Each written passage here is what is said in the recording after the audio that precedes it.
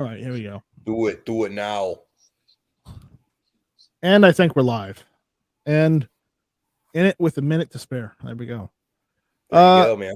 Welcome to Hit or Miss. I'm your host, Night Strike, and we've got an interesting panel this evening. You know, I think it's interesting, but you know, after some of the negative comments I've got last week, yeah, don't even go there. Anyways, I've got Travis here with me. What's going on, Travis? Not much, man. I'd say it's probably a fascinating panel, you know, if anything. But, it's great to be here. We got a lot of cool stories to talk about tonight. I think people are going to enjoy it, and I appreciate the invite. Thank you very much, man. Yep. We got Scott here, too. What's going on, Scott? Yep. Not much. Just playing with an AK. Playing with an AK. Which one? SA-93. Ooh, fancy. Fancy. The first Bulgarian AK. Ooh. Scott, did you have to use your AK? Scott, rack it again. No, I haven't had to use it. Rack it again, please. Good, then it was a good day. Yeah. In the words of nice. Team. That sounds really nice. Well, I bet that one takes any mag you put in it. Yeah. It does. This is probably the closest you'll get to a military production arsenal they ever made or imported. Hold up, Scott. Hold up. I need to lend you one of the magazines I have to make sure that Croatian mags work in it. They do. I have them. Travis knows. I'm just ready to sell my AMD. I'm just so ready to move it out. Mine aren't technically Croatian. They say, I forget what the hell they say, but it's like some rifle co. that basically imported a bunch and stamped their name on them. But they're both. So Nice Strike, you need to send the Croatian mag to Scott and see if it actually works, because it's the Gen 1 crappy Croatian mags that PSA sold for like $3 each. Yeah. Yeah, this is the Croatian mag that got 3 YouTube videos of Dremling made of it. Yeah, it was this the same one that gets inserted into Foos's AK? It's the same one that Travis did 3 videos of trying to Dremel it and get it to fit his AK. It wouldn't fit his AK. I don't even look at it in the box. When I pull it out, I just pulled out a magazine out of the box and slammed it in the AK, and it worked. And it ended up being the one he Dremeled on, the one he did 3 videos of. I couldn't get to lock into place no matter what I did. Yeah. Just that line though. Just that line of magazines. All the other ones work fine. Well, Tapcos have to be sanded a little bit, but like my Korean mags fit just fine. My any other mags that my Norinco's fit just fine. Here's the thing. All the magazines I've got Tapco I got Tapco mags. I've got Magpul mags, even Gen 1 Magpul mags, AK mags. I've got a surplus Croatian, and even some of those Palm mags. You know those, right? US Palm mags. Yeah.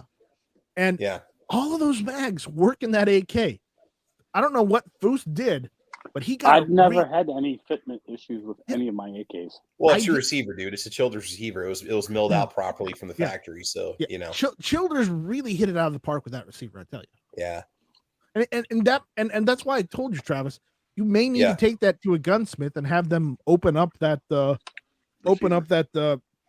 or at least measure the specs on it. Maybe I can magazine because it may be that your magazine well is just a hair out of spec. And maybe just having a gunsmith go over it. Maybe I hate to say this, but just file it down a little bit. PMAG's working just fine though. That when those are usually thick, but I don't know. So I need to get my calipers and measure get the specs on an actual like what it's supposed to be, and then get the measurements and then compare and see if it's off. Because I could use that for depth and width and all that stuff. So, anyways, but yeah. Let's see. We got a couple topics talking about tonight. We're gonna talk about the elephant in the room. I'm gonna propose a question, and I don't know. I don't have an answer, and I don't. You guys out there in the chat, and even you guys here in the panel, you may not have an answer for this either. But for those that didn't know, the Supreme Court refused to hear the 2 bump stock cases for the bump stock ban. So the bump stock ban stands. And my whole question is, where do we go? How do we combat if the courts fail us? How do we combat something like this? Because if the courts fail to hear this, if the Supreme Court fails to hear it, then the ban stays in place and there's nothing we can do about it. And if they continue down if the government continues going down and banning this left, the right, and center, and the Supreme Court continues to not hear a certain ban here and there, then we kind of get screwed, because there's no way back from the court not hearing it. And this is all hypothetical, obviously. The only way back from that I see is just mass non-compliance. And again, that's technically breaking the law, but the law is unconstitutional in the first place because, well, the president isn't supposed to be able to executively order a ban. It has to be initiated by Congress, and Congress can't do it either because the Second Amendment says the right of the people to keep and bear arms shall not be infringed, and it's not a machine gun; it's an accessory. But wasn't it cross-listed as a machine gun? Isn't there something the ATF did to get it to fit the definition of a machine gun? So they changed the definition of machine gun. They changed the definition of machine gun, which they can't because they're not Congress. Yeah, which maybe we need to look at it in light of that EPA ruling. Yeah, but no, couldn't they change the definition? But Congress would be the one that could change the rules about machine guns. So once something is defined as a machine gun, it automatically falls under machine gun law. Nope. Congress is what passed the definition of what a machine gun is. Yes. So they would merely have to pass a separate law to change what the definition is. Okay, so why wasn't any of this brought up with the courts then? Why wasn't any of this brought up with the courts? It was, but the Supreme Court failed to hear it. Yeah, to me, you would think that they may be waiting for a better case. I mean, they may have thought that case that was brought to them was weak. Courts are stacked in our favor, though. But, if that case is weak, then why don't we get like the best lawyer in America and have him fight the NFA off and kill the NFA, so that they can't ban machine guns? Because if the NFA goes away, the whole banning machine guns goes away too. Well, if the NFA goes away, the ATF goes away. I don't see a problem with that. I see that as a win. Well, the ATF goes away from regulating firearms. They just go back to tobacco and alcohol. Yep. And explosives. Well, no, actually, no, the explosives we got too. That's FBI. All right. So, anyways, I'll go through this this article in a second, but I wanted to pose that question. Let me shout out to some of the guys out there right now so that we can, let everyone know that we do care that they're watching, and we're glad they came and decided to hang out with us this evening. So we got Kingpin out there being first. We have Sam of Anarchy 92. We got Bjorn out there. Yoder, Texas is saying hi. Flying Richard's out there. MC is out there. We got PA Reloader out there too. What's going on, dude? Who else we got out there? We got John Brown Productions out there.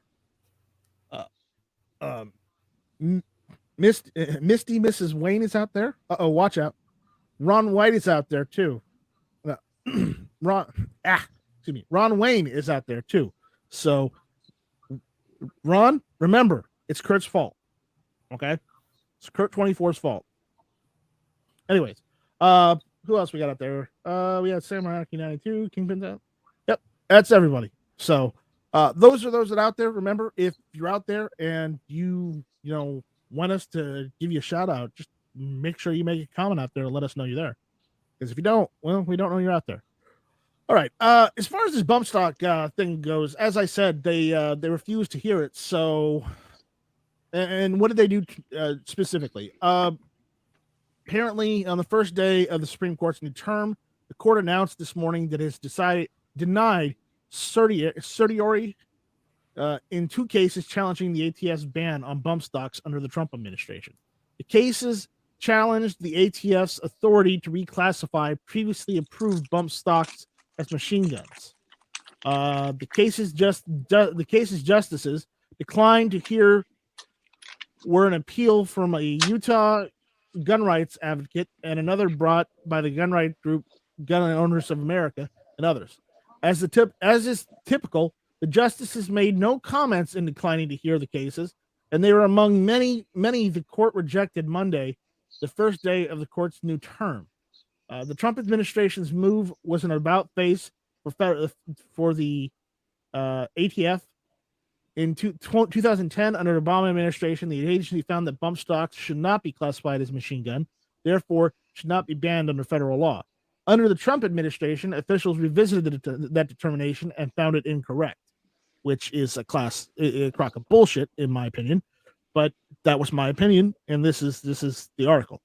The decision by the court not only sidesteps another gun control case, but also a challenge to federal agencies' regulatory power through Chevron deference, allowing them broad abilities to interpret laws as written by Congress. Yeah. The whole thing is like, I want to know which justices said no. I want to know. Oh, you can take a guess. I don't know. Well, because Well, what, you 6 can and guess 3, the liberal 6 ones, conservative, obviously. 3 not. Yeah. Yeah, and I hate to say this, and I know this sounds awful, but you know, maybe we should start complaining to the Supreme Court that these justices aren't doing their jobs. I mean, hell, you know, if they get enough complaints, maybe they'll be forced to do something. Who knows? Well, maybe their thinking is by not taking this case that they force the lower courts to actually do the right thing. But the problem is, yeah, I know. Yeah, well, you know, that presents another problem. Look at the the NYSRPA case, you know, versus Bruin, and you know how that went, and what New York is trying to do now to try and circumvent that decision, and how California is completely ignoring the hell out of that and continuing on with, you know, California being California. Yeah, they're ignoring those decisions.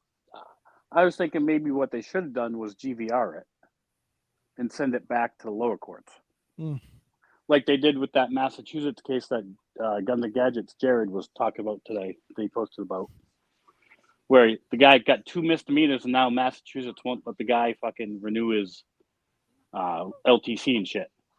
That means which a misdemeanor is not something that deprives you of your rights. Yeah, and they GVR'd that and said, you need to look at this again and make the right decision. All right. We got some latecomers out there, Rolling Trips out there, and C&T Design and Arms is out there. Yes, Ron Wayne, I got it right this time. I'm sorry. Sorry about that. There's worse people at one point I had them with than Ron White. Yeah.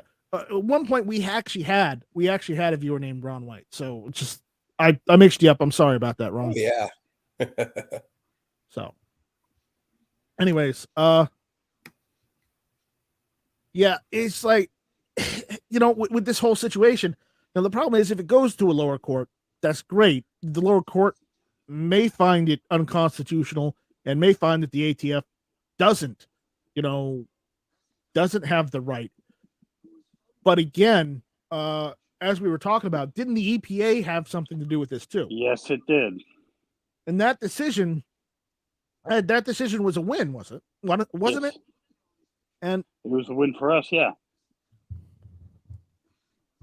You know, it's just weird. But you know, I'm not sure where to go with that. I mean, what do we do? What do we do if the Supreme Court doesn't hear it, and the lower courts, well, depending on the lower court, depending on the district, you know, they could make, you know, contradictory rulings, and if the Supreme Court doesn't make a final ruling on it, you know, maybe they're afraid to. Maybe what it is the Supreme Court justices don't want to make a decision in favor of the Second Amendment and the people because they're afraid of all the flack they're going to get from all the antis. It's possible. And the media.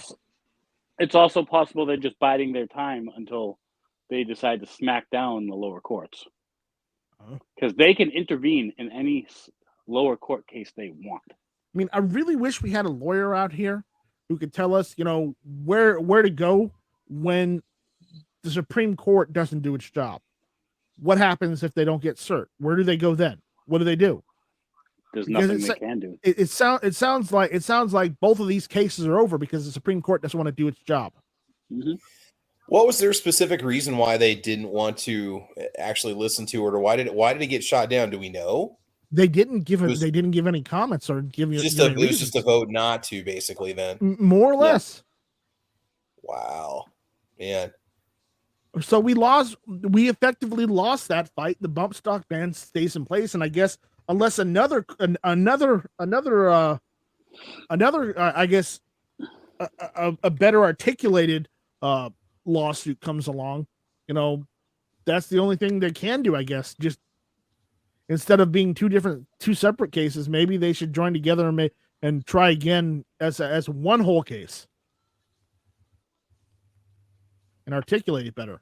I don't know. I honestly has anybody been busted yet for bump stocks and then gone through the whole process and been charged and stuff that we know of, or not? Not that I know of. Not that I know of. I'm wondering if it ever would get to that point, then somebody could take it. Well, when it comes to unconstitutional laws, and the courts don't want to get involved, what usually happens is mass non-compliance. Yeah. Yeah. Oh, yeah. Take a look at them and give them the middle finger and say, screw you, I'm going to do it anyways. And there's nothing you can do to stop me. Yep. I'm just. So everybody should be unburying those slide fires.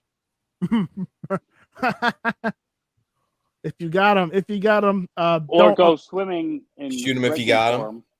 Don't unbury them or go swimming and find them just yet. But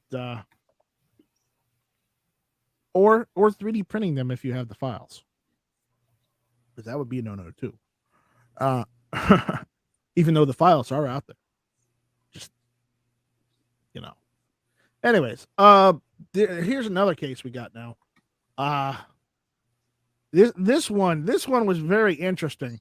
Apparently, one of the Pennsylvania Senate candidates, John Fetterman, wants to ban ownership of rifles, not just sale. Pennsylvania Senate Democrat candidate John Fetterman stated twice in 2022 he supports banning the ownership of rifles. The videos have been unearthed by the Republican National Committee and shared exclusively with the news agency that's reporting on this, Breitbart. Fetterman's call to ban the ownership of rifles is striking because the policy statement is a step further than simply banning the sale of rifles, which he has also supported through ending the filibuster. Oh, you see, he is totally a pillar of the community, isn't he? And look at all his tattoos too. Jesus. But he says, I've always supported a ban to the assault rifle ownership. Fetterman stated on April 11th. We should not have weapons of war in the hands of civilians. Anybody who would bring an AR-15 to a war is an idiot. Because it's semi-automatic when you're going to be shot at with full auto and tanks and artillery. And jets. There's a reason they've been sending full auto weapons to the Ukrainians so they can fight the Russians off. Because, hey, guess what? Semi-auto will get them killed, especially in a firefight. Yeah, but we can't help them too much. That's why we were sending them the Kel-Tecs. I don't know. I honestly, they may have been giving those to the Russians. Letting the Russians capture them? The Russians capture them. That must be why the Russians are surrendering right now. No, I've seen pictures of Ukrainian soldiers walking around with them before. There's photos of them out there. So, but yeah. He goes on to say, I've seen with my own eyes at the scenes in my community what a military grade round does to the human body. We have no need for civilians to own those kind of weapons. Fetterman doubled down. At the same event, exclusive video shows Fetterman wants to eliminate the filibuster to ban open carry laws. The truth is, if a state that you're in has open carry laws, there's nothing that you as senator can do directly. That's the truth, he claimed. Some of these states have open carry laws and it's perfectly legal, and a United States senator can't directly intervene and change that. Yeah, no shit, because that's what the people wanted. Remember, it's we the people of the United States, not the United States senators want, not what the House of Representatives want. It's what we the people want. You know, apparently Democrats don't understand that they're there to represent the people, not themselves. But again, with agendas like this, you know. Anyways, he goes on to say, but what we can do is eliminate the filibuster and pass comprehensive gun reform legislation federally that supersedes and eliminates the option to have open carry. You know, this is it goes. It is not the first time that the radical Democrat has advocated for greatly diminishing the right to bear arms. On April 9th, Fetterman admitted he wanted to limit he wanted to eliminate the filibuster to ban the ownership of rifles. That's one of the main reasons why he called for the elimination of the filibuster. 80 to 90% of Americans support the elimination. Banning assault rifle ownership and common sense gun control legislation, he said. 80 to 90% of Americans? You know, that would be us too. That would be. Yeah, okay. I'd like to see who they. You know what?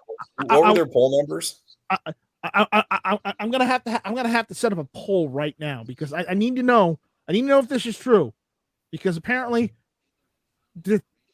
he says 80 to 90% when I don't agree with that. Do you agree with that, Scott? Hell no. Somebody should ask Fetterman what that big lump on his back of his neck is. Oh, wait, they have to get past his speech problems from having a goddamn stroke. Okay. I put it out there to make sure the 80 to 90%, you know, is true. Okay. So, guys, if you agree with Mr. Fetterman, please go ahead and select yes. If you don't agree with him, please select no. All right?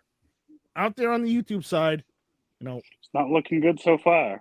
It's not looking good so far, but I need you guys so we can get, because he says it's 80 to 90%. I don't quite believe his numbers because the Democrats don't usually use statistics. Well, you know, one person that would agree with him.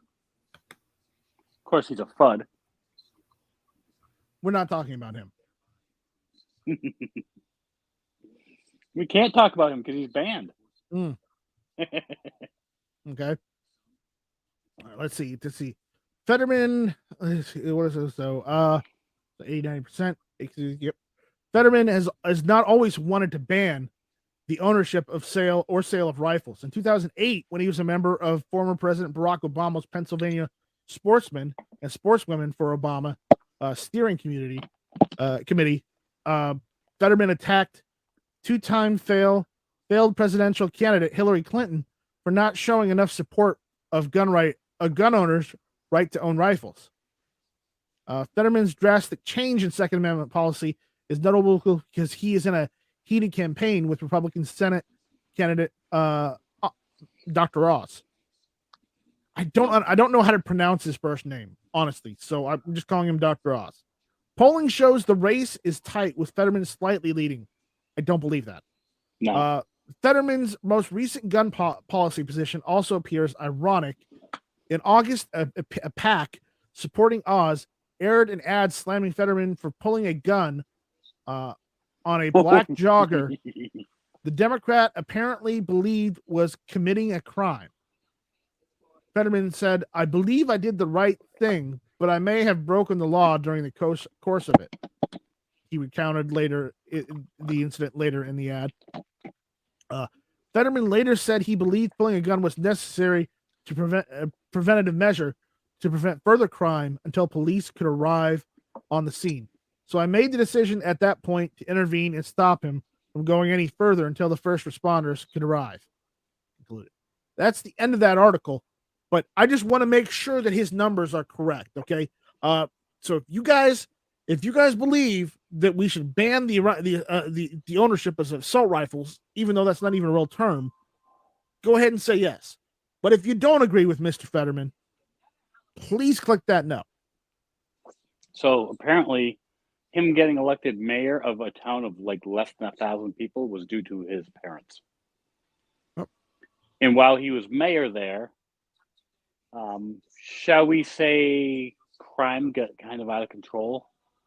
Because after he left and was no longer mayor, crime dropped by a whopping 66%.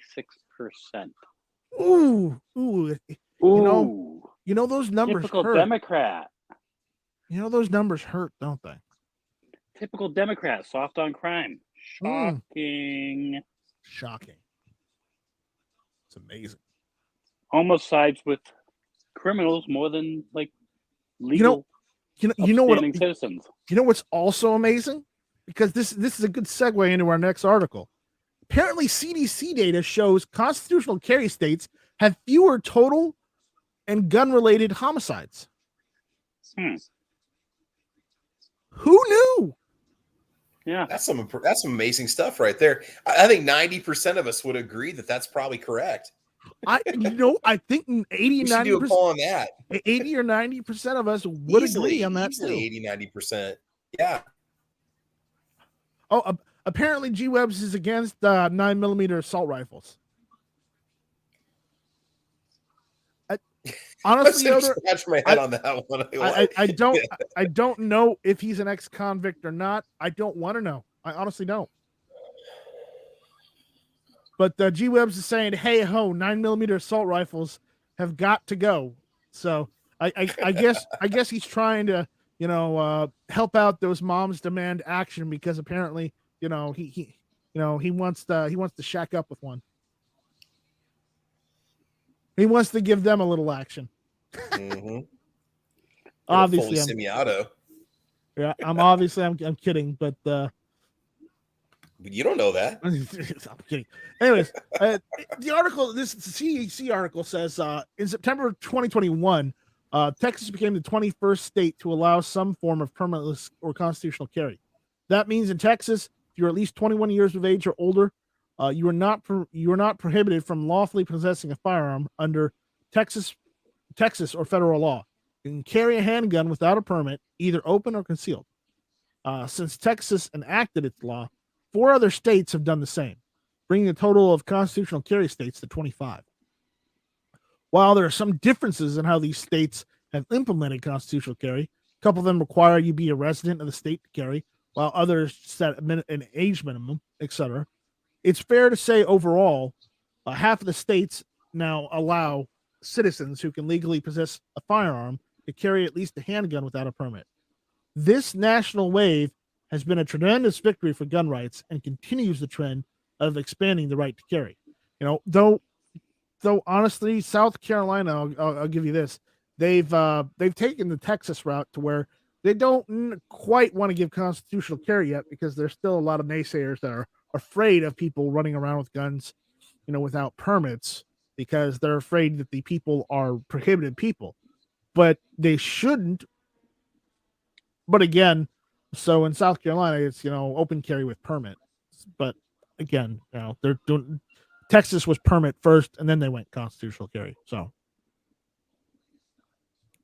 anyways, of course, not everyone was pleased that Texas chose to respect the right to keep and bear arms. The news of constitutional carry in the Lone Star State was met with all the usual sky is falling warnings of doom from all the usual anti-gun suspects. Dogs and cats living together, mass hysteria. Right, Travis? Absolutely, man. That's what happens when you put the two together. Yeah. It's just the world's coming to an end. Yeah. So anyways, let's see. For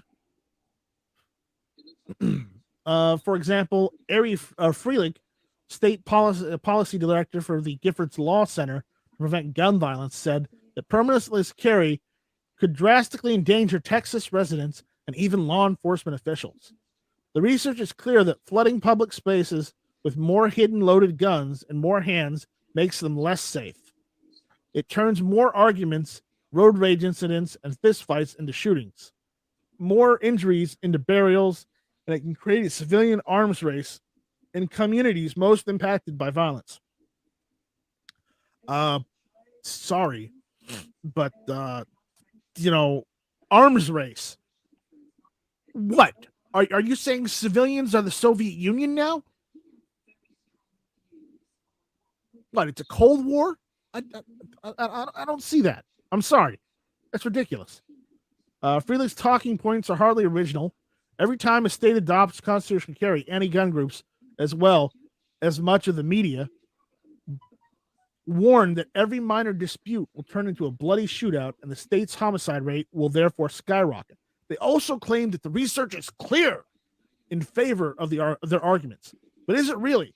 While so many states now have enacted some form of constitutional carry, this is no longer a hypothetical question. While some states have only recently enacted these laws, most others have had them for several years. Like Arizona. Arizona's had it since 2010? As of 2020, most recent year for which the detailed CDC data is available, 16 states had already embraced constitutional carry. By looking at the homicide rates in those states, as well as their gun homicide rates in particular, we can get an idea of whether constitutional carry states actually are more dangerous than the nation as a whole. Okay?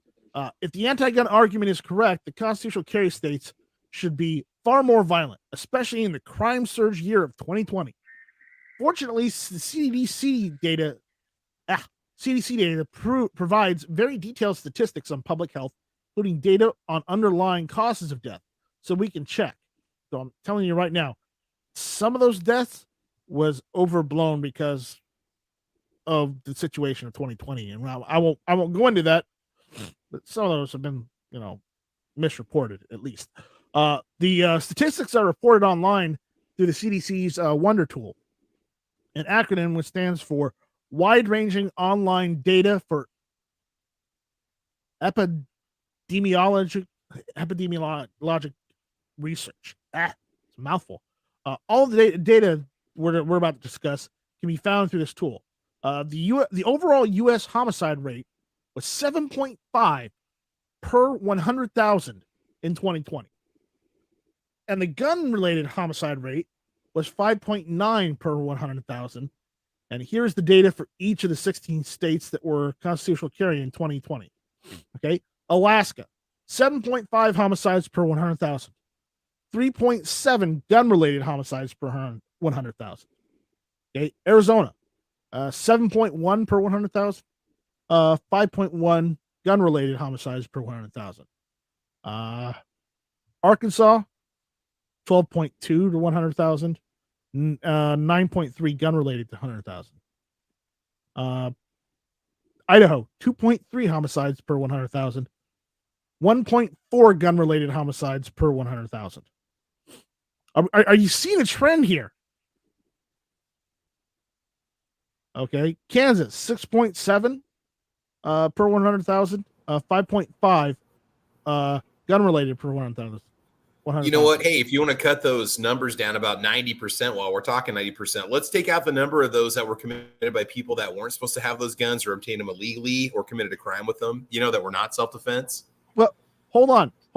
It gets better. Okay. So some of these numbers, and these are percentages, and they don't sound very, very large, like 9% out of 100,000. That's not very large. But it's still a noticeable amount, but it's not nearly like 100% that the Democrats claim. And here's the situation: in one of the two or three of these states. Okay, let's put it this way. I won't read all of the states to bore you guys, but New Hampshire was 1% homicide per 100,000. and no gun-related homicide data. So there's nothing there. Apparently there were none. It's funny how the information wasn't provided. Well, it's funny how they always claim it's and the ceiling is falling. The ceiling is falling. And when with every one of the Vermont, states goes constitutional carry, but yet when you look at the data doesn't prove that shit out. Yeah. Proves the exact opposite. Vermont said it's 2.2% per 100,000, and no gun-related homicide data provided. So that means they didn't provide the data, but it may be too small of a percentage for them to actually put out, because it might be like 0.005 or something like that as a percentage, and that's like nothing. That may be one or two people out of 100,000, maybe less. But again, the numbers are very low per the states. So I mean, the highest one was was Mississippi, 19.4 homicides per 100,000, whereas the gun related homicides were 16.8. But the only one close to that was Missouri, which was 13.1 to 11.1, which that's still a significant number. But honestly, all the other numbers are at least under the 10%, are at least under double digits, which is weird. But again, it shows that the data shows that open carry is having an effect. Constitutional carry is having a bearing on this. Okay, who voted yes? Who voted yes? Because when people can actually defend themselves, and it saves us taxpayers dollars, because criminals don't go to jail. They go to the cemetery. So that's a win-win in my book. Saving money. Yeah.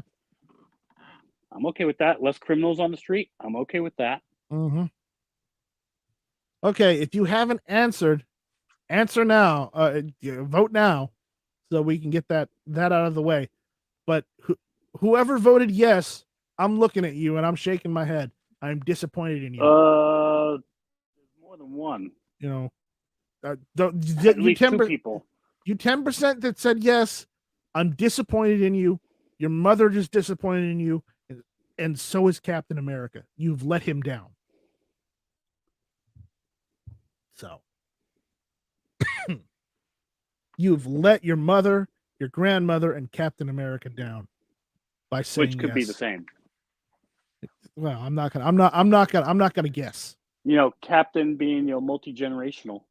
Oh, we won't even go there. We won't even go there, Scott. We won't even go there, Scott. But back to the CDC topic. The listing. We got an answer. It's not very surprising. No, it's not.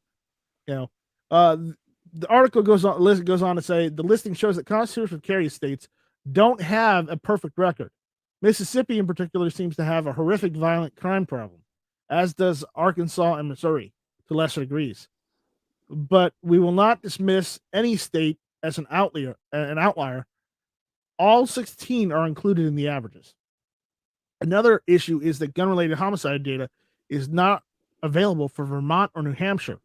For sake of argument, we're going to assume that 100% of all their homicides were committed with guns, even though that obviously isn't true.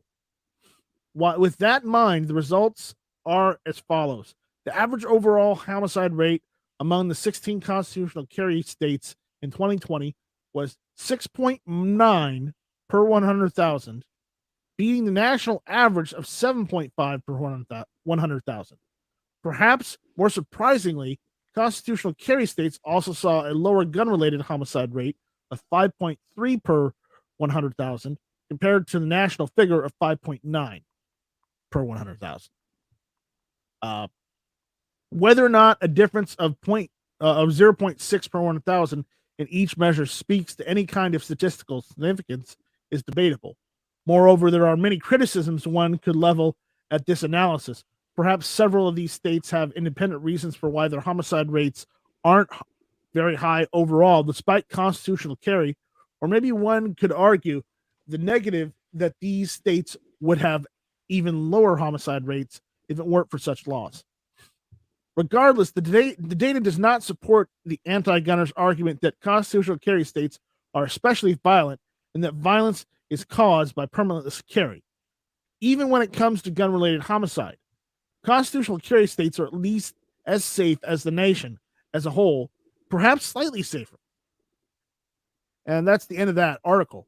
But I thought those numbers were interesting. I mean, to a certain degree, because it shows that open carry and constitutional carry do play some, if not insignificant, part of the overall homicide rates.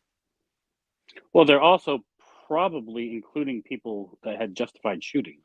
And the problem is the CDC, while right now is probably leaning towards Biden, so some of these numbers may be skewed a little bit. The anti-gun groups definitely, they include suicides in their statistics. They do everything they can to manipulate the data as much as possible. Exactly. So we're not sure if the CDC data is entirely correct, but I wouldn't trust it. It's what we have on, it's what we have available.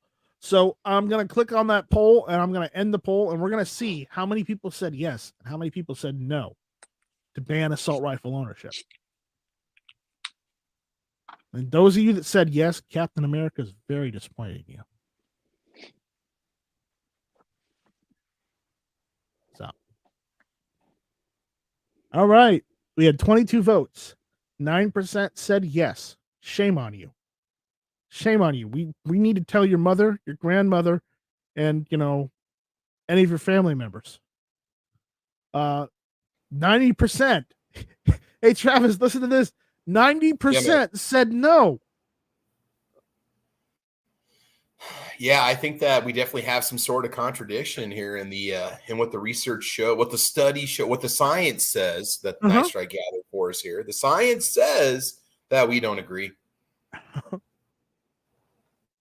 Yeah, and for those people that voted no, remember, Night Strike, this is America. They have an opportunity to disagree if they want to, and that's what makes this country wonderful. I know, but hell has a special place for those people. I have a right to have my own opinion and to shame them as much as I want to. That's right, and it's okay if it hurts my feelings. That's the risk of being in this country, Yeah, that's just it. That's just it. Anyways.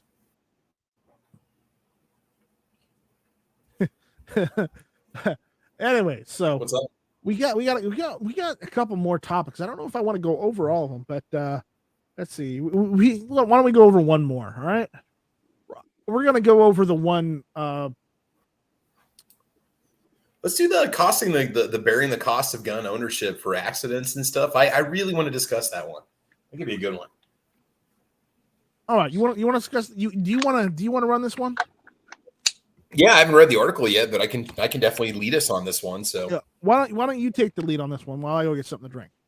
All right, let's do this. All right, so truth about guns. Title says all gun owners should bear the cost of shooting victims' medical expenses. Gun owners have managed to externalize the medical costs of their gun ownership to the rest of us. This is not gun control proposal, but a proposal to more fairly distribute the cost of America's love affair with guns.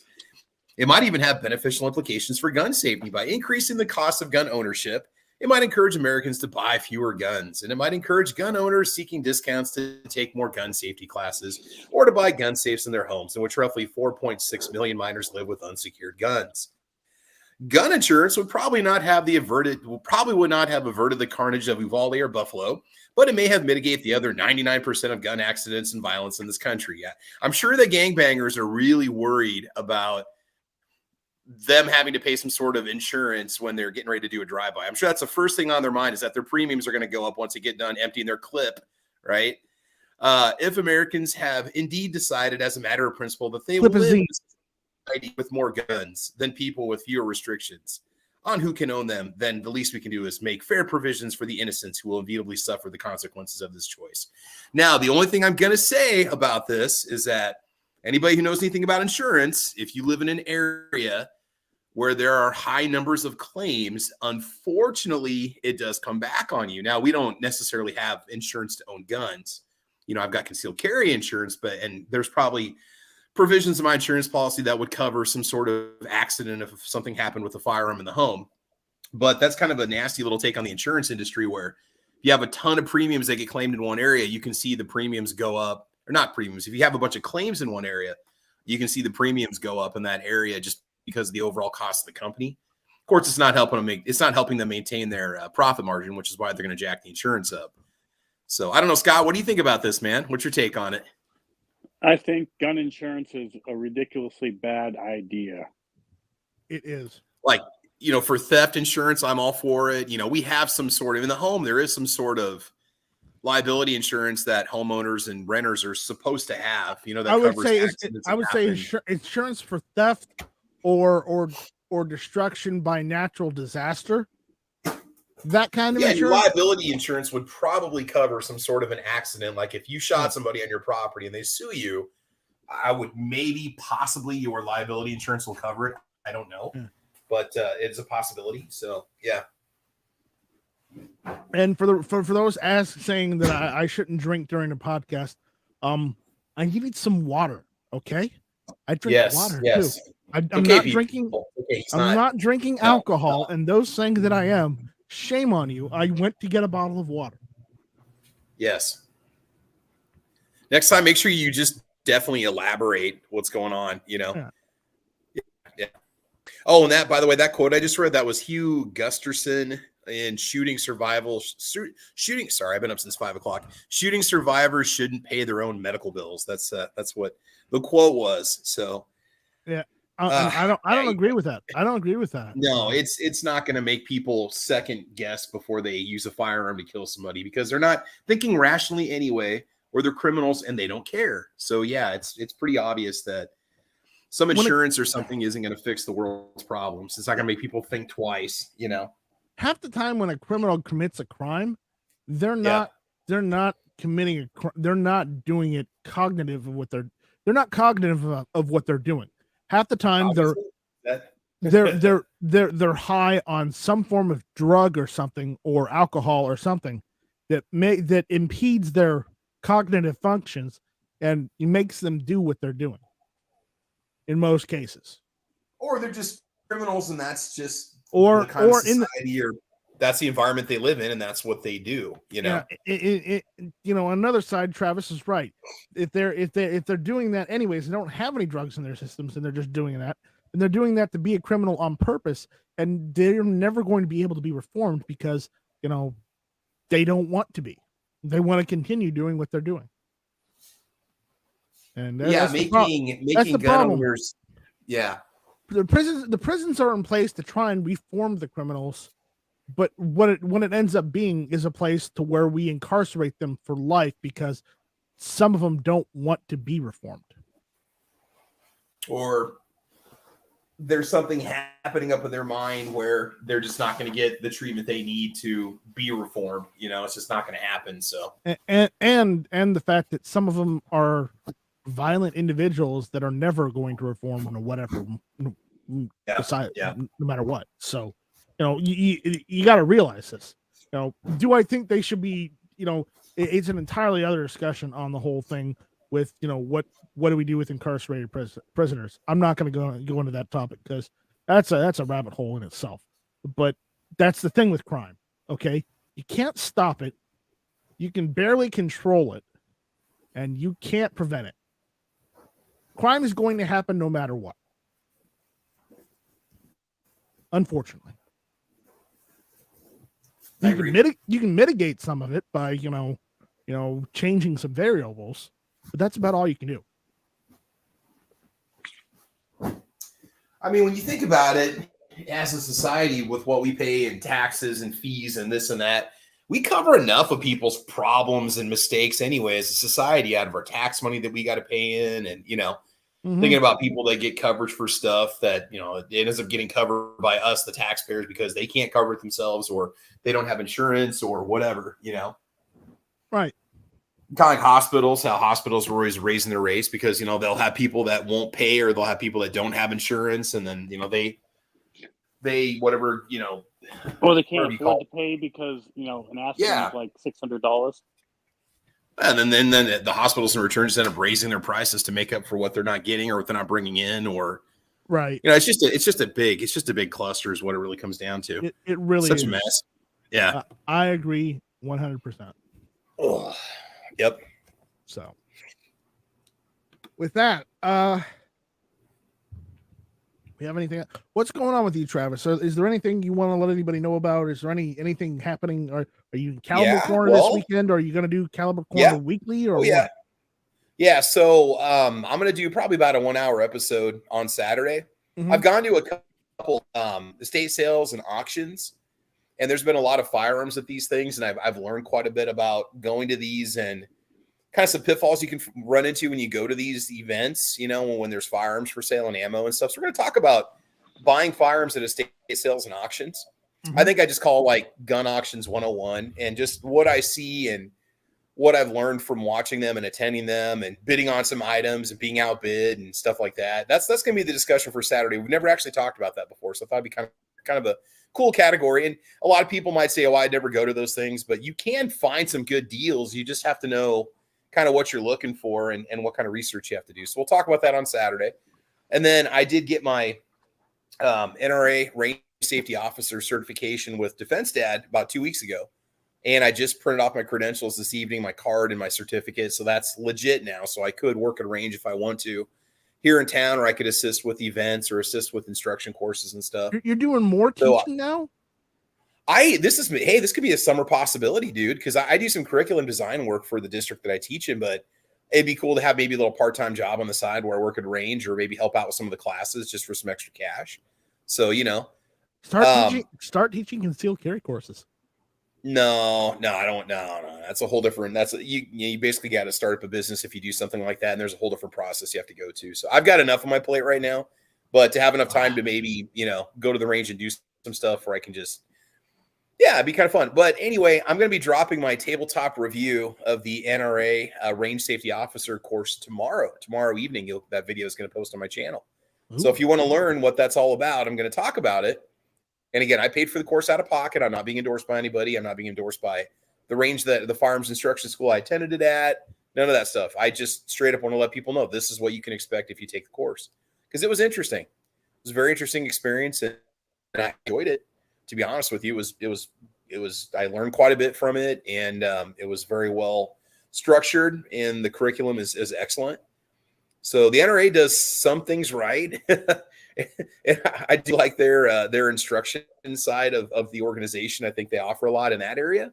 There's a lot of other areas I don't agree with, but I mean, what they were founded on and what they do best, in my opinion, is that instruction and supervision and so on. Mm-hmm. Now, and again, I'm not gonna let somebody's bad experience with an RSO like totally rip on the whole curriculum or practice of RSOs in general, because that's not fair. But so I've got my tabletop review of the RSO video coming out. Roll Call was actually the one who said I should do it, because he said I hadn't done any tabletop reviews in a while. It's been well, you have a different tabletop now. What's that? You have a different tabletop now. Well, I've always had a tabletop. It's just that, and I've done some videos from a tabletop in my old house, and I've got a tabletop in the apartment. I've got a new countertop now, but so to do tabletop in air quotes, a range safety, course, it's kind of challenging. So, I mean, I did it all in one take in 13 minutes, but still, that's not the point, Right. Anyway, that's coming up. Otherwise, just all over the place, Facebook, Twitter, Instagram. Not so much on Instagram anymore. I don't post as much as I used to. Twitter, YouTube, gun streamer, GunTube.org, all good guys. So yeah. Oh, Odyssey, over on Odyssey also. Right. All right. So sorry, it took 5 minutes for my outro, but that's what's going on. So yeah. So with that, folks, we will see you later. Scott, do you have any words of wisdom for the audience out there? Fuck the government. Indeed. Indeed. And with that, on that note, we're gonna call it this evening. So adios, Felicia. Felicia Navidad. And I don't know. Here, this has been Hit or Miss, the greatest quality of life gun news podcast on the internet today. That's all I have to say. Yeah. Other than that, shall not be infringed, and always keep one in the chamber. And remember, Felicia, at the day, you've done your best. Yeah, you know, and you know what? you know what I'm going to say next. Uh-oh. We'll see you on the next one. Don't forget to give them the bird. And with that, we're gone. Shall not be infringed. Thank you for listening. This was Hit or Miss. Shall not be infringed. There we go. I don't know if you're going to hit that. Oh my gosh. I don't know if you're going to say that. Yeah. You should have it pre-recorded like a real crazy voice.